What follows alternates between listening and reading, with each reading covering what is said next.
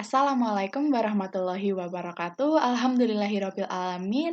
Wassalatu wassalamu ala asyrafil anbiya'i wal mursalina wa ala alihi wassobihi ajma'i amma ba'du.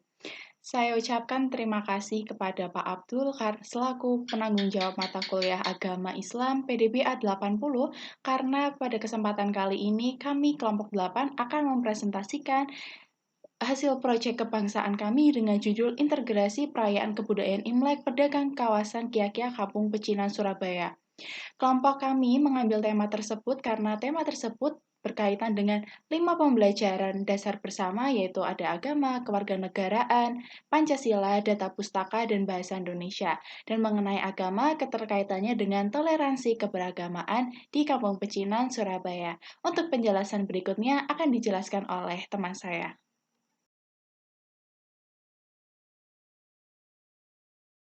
Yang pertama adalah latar belakang. Imlek merupakan perayaan tahun baru yang disepakati oleh etnis Tionghoa.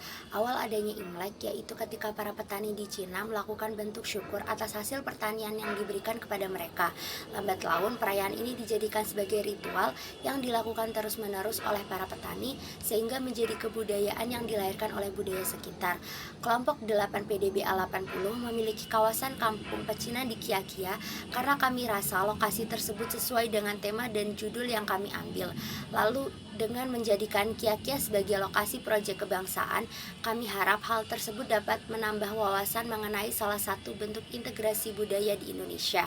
Seperti dalam mata kuliah agama mengandung toleransi antar pemeluk agama, dalam Pancasila dan kewarganegaraan terkandung integrasi antar budaya satu dengan yang lainnya. Pada mata kuliah bahasa Indonesia kita mengetahui cara berinteraksi dengan orang lain. Dan yang terakhir, pada mata kuliah data dan pustaka, kita bisa mengetahui cara membuat data dan pustaka yang baik dan benar. Setelah mengetahui latar belakang tersebut, ada beberapa rumusan masalah yang akan dibahas, yaitu yang pertama, bagaimana tradisi perayaan Imlek di Kampung Pecinan Kiyakia Surabaya. Yang kedua, apa pengaruh perayaan Imlek terhadap masyarakat umum.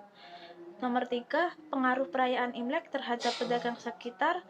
Nomor 4, apa bentuk toleransi yang ada pada perayaan Imlek berlangsung di Kampung Pecinan Kiyakia Surabaya. Selanjutnya, setelah adanya rumusan masalah, kami juga memiliki tujuan. Adapun kami memiliki tujuan berguna untuk membuktikan, menguji, atau memverifikasi kebenaran serta pengetahuan yang sudah ada sebelumnya. Berikut adalah tujuan dari kelompok 8. Tujuan dari diadakannya proyek kebangsaan ini adalah: pertama, mahasiswa Universitas Erlangga diharapkan mendapatkan pengetahuan yang bersumber secara langsung dari narasumber di kegiatan tersebut. Dan yang kedua, mengetahui berbagai macam tradisi perayaan Imlek di Kampung Pecinan, Kiyakia, Surabaya. Dan yang ketiga, mengetahui pengaruh perayaan Imlek kepada masyarakat dan pedagang sekitar. Dan yang keempat, mengetahui bentuk toleransi masyarakat sekitar di lingkungan Kampung Pecinan, Surabaya. Yang selanjutnya yakni metodologi penelitian. Pada kelompok 8 itu terdapat 2 langkah metodologi penelitian, yakni yang pertama pengambilan data dan yang kedua pengolahan data. Yang pertama yakni pengambilan data. Kelompok kami menggunakan metodologi survei dan wawancara langsung di Kampung Pecinan Kiyakia Surabaya. Adapun narasumber yang kami ambil yakni 10 pedagang yang berdagang di Kampung Pecinan Kiyakia Surabaya dan merupakan keturunan dari Tionghoa. Lalu untuk pertanyaan surveinya sendiri itu jenis pertanyaan dengan jawaban ya dan tidak, sehingga pertanyaan ini dan jawaban-jawabannya dapat mempermudah dalam proses pengolahan data. Yang selanjutnya yakni pengolahan data. Pada pengolahan data itu kami mengambil dari jawaban-jawaban narasumber kami dan menjadikannya sebagai kalimat deskriptif sehingga dari kalimat tersebut dapat menggambarkan bagaimana perayaan Imlek yang ada di Kampung Pecinan Kiyakia Surabaya, sehingga dari penelitian yang kami lakukan ini dapat membantu para pembaca dan menambah wawasan para pembacanya tentang perayaan Imlek yang diadakan di Kampung Pecinan Kiyakia Surabaya. Secara garis besar, berdasarkan tabel yang telah dipaparkan, tabel tersebut adalah hasil dari penelitian kami. 10 pertanyaan, 8 responden menjawab ya dan 2 responden menjawab tidak. Dan penjelasannya akan dijelaskan oleh teman-teman saya. Saya akan memaparkan hasil dan pembahasan data dari pernyataan dari 10 responden.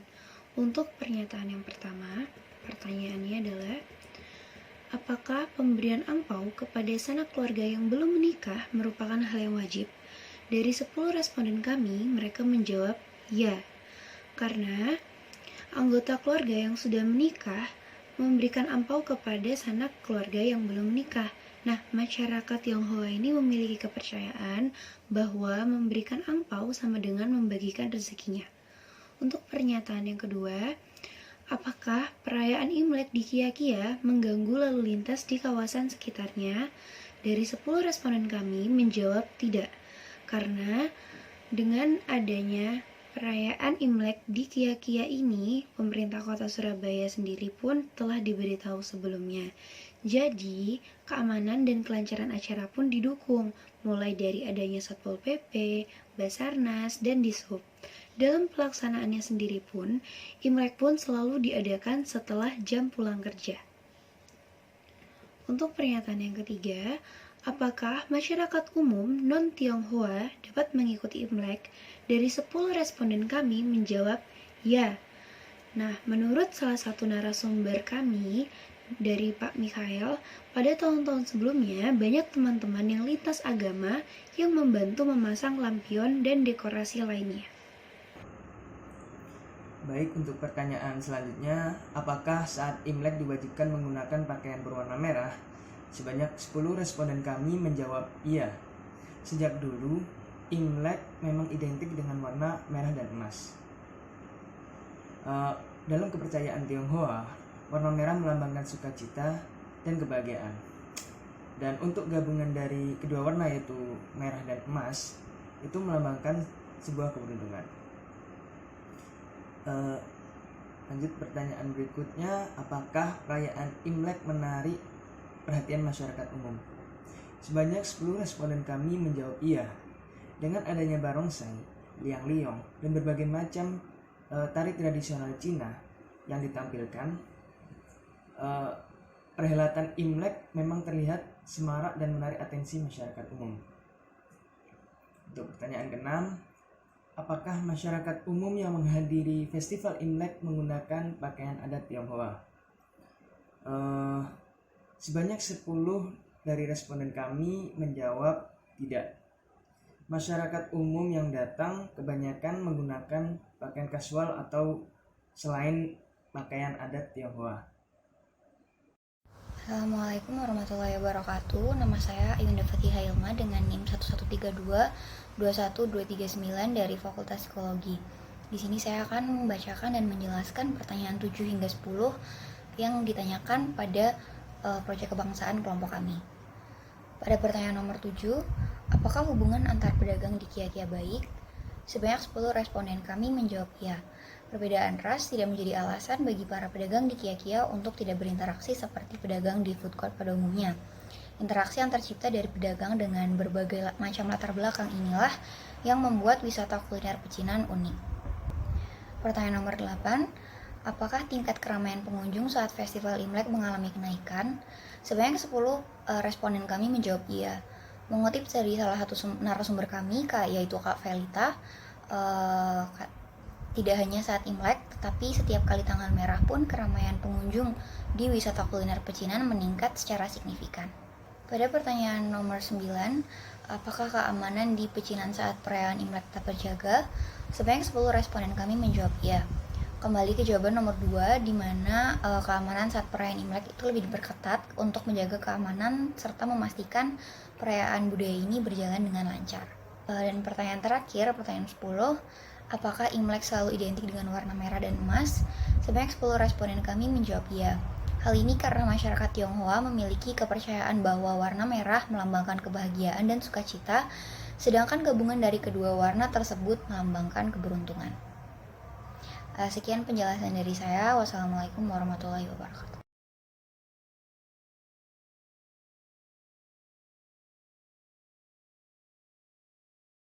Berdasarkan pemaparan yang telah dipaparkan oleh teman-teman saya, maka kelompok kami memiliki 6 kesimpulan mengenai proyek kebangsaan kami. Yang pertama, integrasi budaya merupakan sebuah proses penyesuaian antara kebudayaan yang berbeda sehingga mencapai satu keselarasan. Dan integrasi kebudayaan ini telah terjadi dan telah diterapkan di Kampung Pecinan, Surabaya, karena terdapat akulturasi budaya antara kebudayaan lama dengan kebudayaan modern yang baru. Yang kedua, masyarakat Tionghoa juga memiliki kontribusi dalam festival perayaan Imlek sebagai bentuk toleransi dan integrasi budaya. Mengapa dapat disebut sebagai bentuk toleransi? Nah, di sini dapat disebutkan sebagai bentuk toleransi antar beragama karena di sini tidak hanya masyarakat Tionghoa saja yang dapat turut andil untuk merayakan festival Imlek, tetapi masyarakat non-Tionghoa yang mungkin itu beragama Islam maupun beragama non-Islam tetapi non-Tionghoa dapat juga berkontribusi dengan cara mungkin mereka bisa sebagai panitia acara atau membantu memasang lampu lampion dan lain sebagainya. Yang ke poin ketiga, keamanan di sekitar Kiakia selama perayaan Imlek maupun bukan perayaan Imlek itu tetap terjaga karena pemerintah dari Surabaya sendiri juga mengirimkan beberapa keamanan untuk menjaga supaya arus lalu lintas dan keamanan di Kampung Pecinan Kiakia tetap terjaga. Poin yang keempat, festival perayaan Imlek juga memiliki dampak besar bagi pedagang Kiakia karena pengunjungnya juga meningkat pesat. Yang kelima, perayaan Imlek itu juga identik dengan warna merah, karena merah melambangkan sebuah kebahagiaan, sedangkan warna merah dan emas menggambarkan sebuah keberuntungan.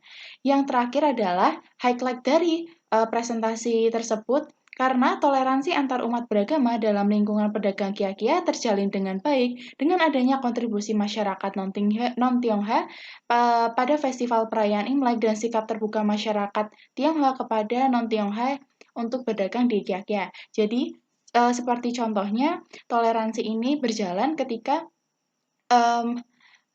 seperti yang sudah diketahui bahwa di Kampung Pecinan itu memang mayoritas masyarakat Tionghoa, tetapi ternyata masyarakat non-Tionghoa itu juga dapat berjualan di kawasan Pecinan dan juga di Pecinan juga banyak menjual makanan-makanan halal. Seperti itu. Sekian presentasi dari kelompok kami. Terima kasih. Wassalamualaikum warahmatullahi wabarakatuh.